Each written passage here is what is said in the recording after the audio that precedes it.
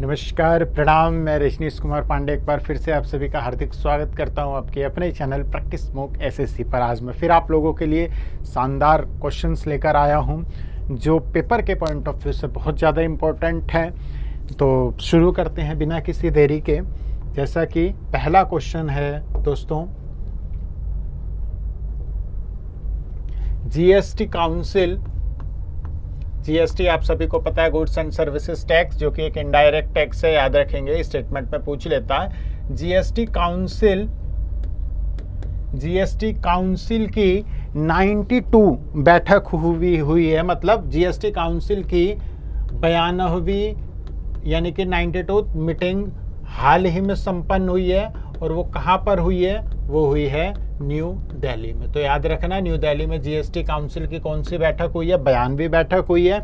या GST council की हाल ही में जो 92वीं बैठक हुई है वो कहाँ हुई है? वो हुई है न्यू दिल्ली में। तो ये आप लोगों को याद रखना। अगला क्वेश्चन, हाल ही में एयरफोर्स डे मनाया गया। कब मनाया गया? 8 अक्टूबर को, जिसमें जो भारतीय वायुसेना है उसको अपना एक जो है नया झंडा भी देखने को मिला, जिसमें अशोक स्तंभ सहित है ना बाज वगैरह उड़ते दिखाया हुआ है। तो वो आप लोगों ने देखा होगा। तो इसकी जो थीम थी, है ना, कमेंट में मुझे बताइएगा कि जो वायुसेना अध्यक्ष हैं जो है ना उनका नाम क्या है।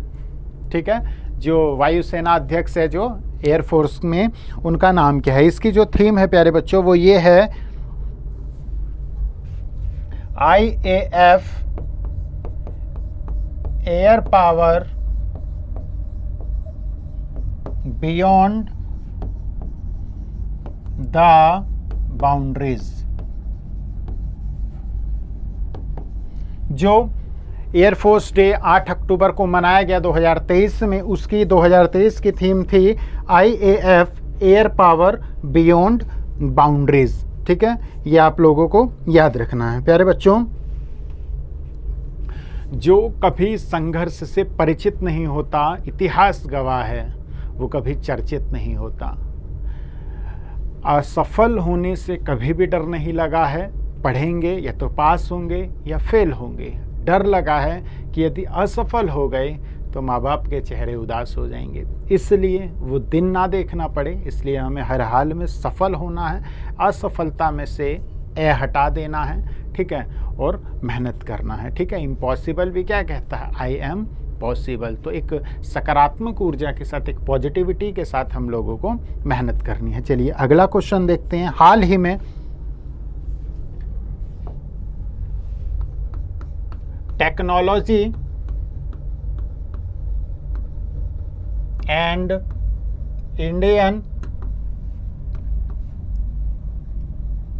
लैंग्वेज समिट, मतलब जो प्रौद्योगिकी और भारतीय भाषा का जो शिखर सम्मेलन हाल ही में हुआ है, वो किसके द्वारा किया गया? किस मिनिस्ट्री के द्वारा किया गया? तो वो किया गया technology and Indian language summit, है ना, जो प्रौद्योगिकी और जो भारतीय भाषा पर जो शिखर सम्मेलन आयोजित हुआ, वो किया गया है मिनिस्ट्री ऑफ एजुकेशन के द्वारा, यानी कि शिक्षा मंत्रालय के द्वारा।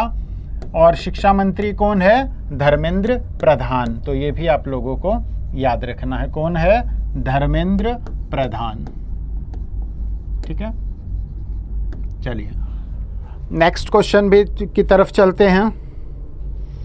भारत का ऐसा कौन सा पहला राज्य है जहां पर नेशनल गेम पहली बार होने जा रहे हैं, है ना? यानी कि भारत का ऐसा कौन सा राज्य है जहां पर पहली बार नेशनल गेम आयोजित होने जा रहे हैं? तो वो है गोवा। ठीक है, यानी कि गोवा भारत का ऐसा राज्य है जहां पर पहली बार जो राष्ट्रीय खेल है उनका आयोजन किया जा रहा है। हाल ही में किस स्टेट ने तीन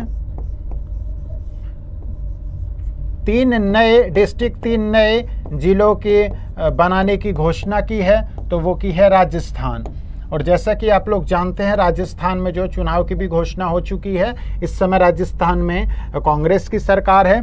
तो राजस्थान में ने जो है 3 नए जिलों की घोषणा की है। राजस्थान सरकार ने 3 नए जिलों की घोषणा की है, जिसके तहत पहला है सुजानगढ़,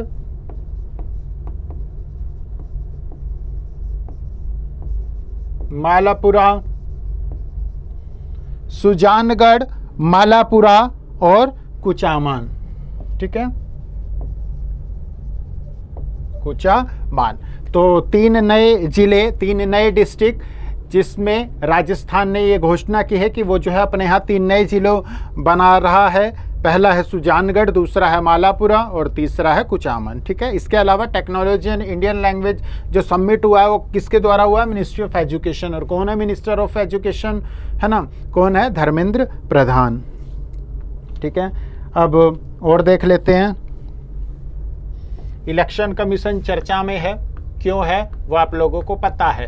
अगर मैं बात करूं इलेक्शन कमीशन की, यानी कि इलेक्शन कमीशन ऑफ इंडिया यानी कि भारत का जो चुनाव आयोग, तो आर्टिकल 324 में क्या है? चुनाव आयोग। ठीक है, और इस समय जो कमिश्नर हैं वो कौन है? राजीव कुमार। कौन है प्यारे दोस्तों? राजीव कुमार, यानी कि चीफ इलेक्शन कमिश्नर CEC कौन है? राजीव कुमार। ये जो है 3 लोग होते हैं इसमें, इलेक्शन कमिश्नर में 3 होते हैं, एक कमिश्नर होता है और 2 मतलब एक तरह से उप कमिश्नर होते हैं। ठीक है, उसके बारे में भी हम देखेंगे। तो इलेक्शन कमीशन आर्टिकल 324 के तहत आता है ना। एक संवैधानिक पद है, संवैधानिक संस्था है, जिसके जो चीफ हैं वो हैं राजीव कुमार, है ना। तो चुनाव आयोग ने 5 राज्यों में जो है चुनाव, है ना, वोट के लिए वोटिंग की का अनाउंस किया है। वो 5 राज्य कौन कौन से हैं? राजस्थान, छत्तीसगढ़, मध्य प्रदेश, तेलंगाना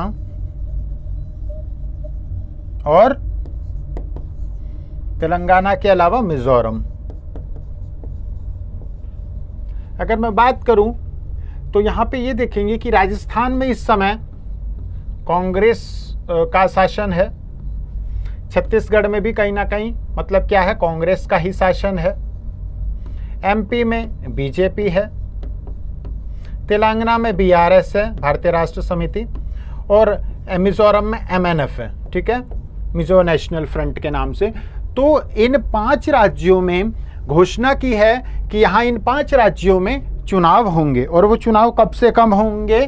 तो 7 से लेकर 30 नवंबर तक इनमें जो है चुनाव है, जिसमें पहले फेज में ही MP में है, बाकी सब में एक एक दो दो करके जो है फेज में चुनाव होंगे, जिसकी गणना यानी कि काउंटिंग 3 दिसंबर को होगी। यानी कि 3 दिसंबर को ये पता चल जाएगा कि इन 5 राज्यों में किसकी जो है सरकार बनने वाली है। ठीक है, तो ये कहीं ना कहीं इम्पोर्टेंट था, आप लोगों के लिए जानने की जरूरी है, एक सामान्य ज्ञान के पॉइंट ऑफ व्यू से भी और पेपर के पॉइंट ऑफ व्यू से तो इम्पोर्टेंट है ही। इसके अलावा अगला देखते हैं, मुख्यमंत्री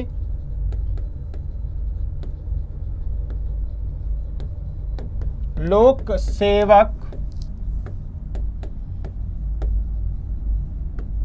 आरोग्य योजना। आप लोग कहेंगे सर इतने योजनाएं हैं ना कि माथा एकदम भिनिया जाता है, तो एक इसके ऊपर भी मैं सेशन लेकर आने वाला हूँ।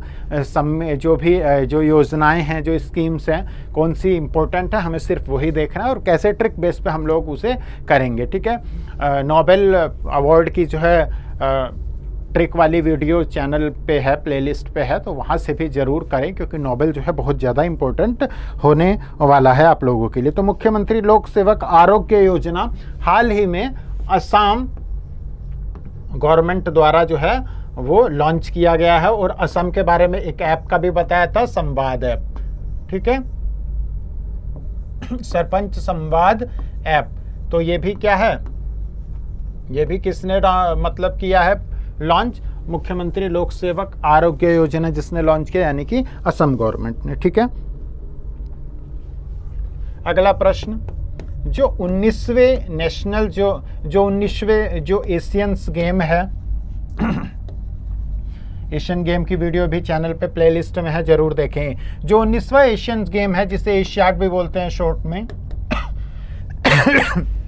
जो कि होना था 2022 में, लेकिन कोविड और अन्य किसी कारणों से 23 में हो रहा है, तो काउंटिंग 22 ही मानी जाएगी। इसका मतलब अगले 4 साल बाद ये पुनः जो है 2026 में नहीं होगा, जापान में होगा। तो 19वें एशियन गेम में भारत ने टोटल कितने मेडल जीते हैं, ये आपका होमवर्क है।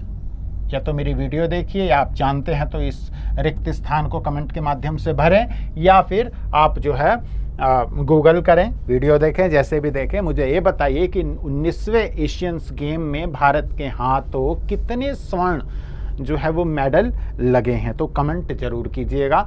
इससे मुझे लगेगा कि हाँ आप जो है इसका उत्तर जानते हैं। वीडियो अच्छी लगी हो, कुछ सीखने को मिला हो, कुछ भी जानकारी अच्छी लगी हो, तो प्लीज़ चैनल को सब्सक्राइब कर दीजिए, लाइक कीजिएगा और कमेंट करना ना भूलें। कल पुनः मुलाकात होगी, तब तक के लिए मेरा नमस्कार स्वीकार कीजिए। नमस्कार, जय हिंद, जय भारत।